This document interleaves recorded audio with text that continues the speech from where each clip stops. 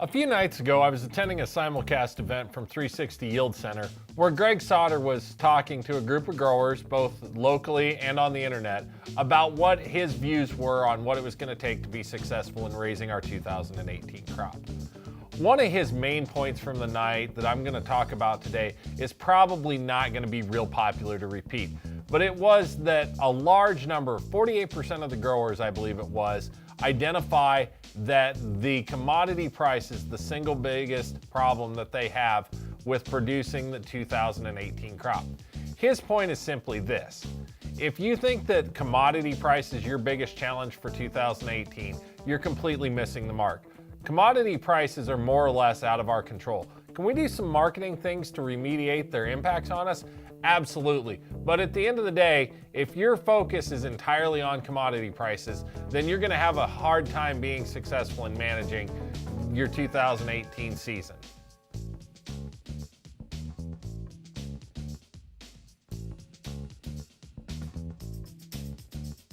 Hi, I'm Keith Byerly, Precision Ag Manager at Central Valley Ag, and this is your agronomy focus video that corresponds with my article on the CVA blog site. So what Greg really focused on the remainder of the night was that we have to do a better job managing our costs to be successful in 2018. He talked about things like managing our input costs, managing our fixed costs, and managing a number of other things on our farm and how their costs affected our production in order to get that ROI into a black number.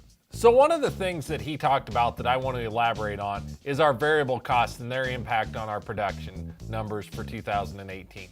If I look at variable costs, and let's say that I spent the entire winter here shopping for an opportunity to save $60 on my fertilizer input cost, whether it was 32, phosphorus, or a mix of the two, kind of a best case scenario is that would have a less than a $15 an acre impact on my cost of production and how much my profitability varied by that.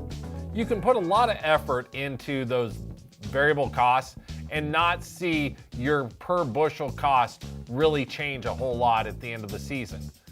Where you can make much bigger impacts is in your fixed costs. If you have the opportunity to change some things with your cash rent, your insurance, or things like that, you've got a really easy way to swing a $20 or a $30 an acre number onto each one of those acres for the bottom line. A single change in that can make a much bigger change. So the point is that there are no sacred cows when it comes to looking at our cost of production. On the other side of the coin, we've got to look at how we invest as well to alter our cost of production. And when I say invest, what I'm really talking about is what can we do from a technology and hardware standpoint to increase our ability to grow more bushels on less cost, whether that's increasing our speed, increasing our acres a day, or lowering our man hours and our operating costs in that standpoint. Spending money can help us save money as well. So my take home for today is simply this: when I talk about managing your costs on your farm, I'm not just talking about savings, I'm also talking about investments. If that investment can be in technology and that technology offers us an ROI that completely recoups our cost of investment in year number one or very shortly into year number two, that's a solid investment that helps us manage our cost of production.